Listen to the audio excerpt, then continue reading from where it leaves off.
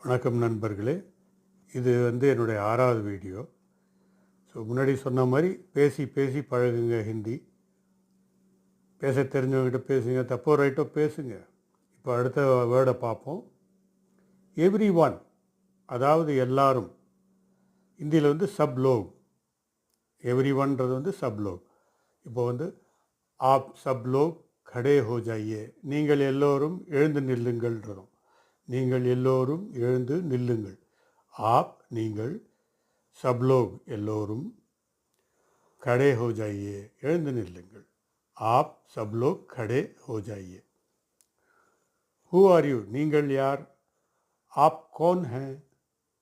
App அதாவது நீங்கள், कौन யார். कौन हैனா நீங்கள் யார். ஆப் कौन है. இது மாதிரி பேசுவோம். இப்போ படின்னு சொல்லுவோம். படின்றதுக்கு ஹிந்தியில் படோ. தமிழில் சொல்கிற மாதிரி தான், எல்லாம் இங்கேருந்து போனது தான்.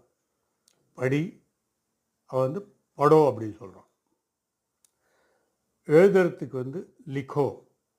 ஆப் லிக்கியே, நீங்கள் எழுதுங்கள். ஆப் லிக்கியே. பாடு,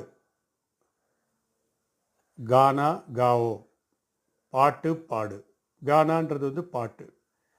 கானா காவோ, காவோனா பாடு. இப்போ கானா பாட்டு இருக்கு இல்லையா, இது மாதிரி கானா காவோ. ஓடு, தௌடோ. ஓடுன்றதுக்கு தௌடோ. நீ ஓடு, ஆப் தௌடோ. நீன்றது ஆப் சொல்லலாம். தௌடோ நீங்கள் சொல்லலாம், மரியாதையை சொல்லணும். நீங்கள் சொல்கிறோம், அதுக்கு ஆப் சொல்லுவாங்க. ஜென்ரலாகவே நம்ம எல்லாத்துக்குமே ஆப் சொன்னோம்னா நம்ம மரியாதை கொடுத்து மரியாதை வாங்கணும் இல்லைங்களா. அதனால் ஆப்பே எல்லா இடத்துக்குமே சொல்லுங்கள். ஆப்னு சொன்னீங்கன்னா நீங்களாகட்டும், நீ ஆகட்டும், எல்லாத்துக்கும் எல்லா இடத்துக்குமே ஆப் சொல்லுங்கள். சின்ன குழந்தைங்க நம்ம வாங்க போங்கன்னு சொல்கிறோம் இல்லையா, அது மாதிரி இப்போல்லாம் ஆப்புன்னு சொல்லுவாங்க. ஆப் ஐயே. சின்ன குழந்தை கூட ஆப் ஐயன்னு தான் சொல்லுவாங்க. நீங்கள் வாங்கன்னு சொல்கிறோம் இல்லையா சின்ன குழந்தைகளை, இப்போ அது மாதிரி தானே பேசி பழக்கிறோம் குழந்தைகளை. ஆப் ஆப் ஐயே.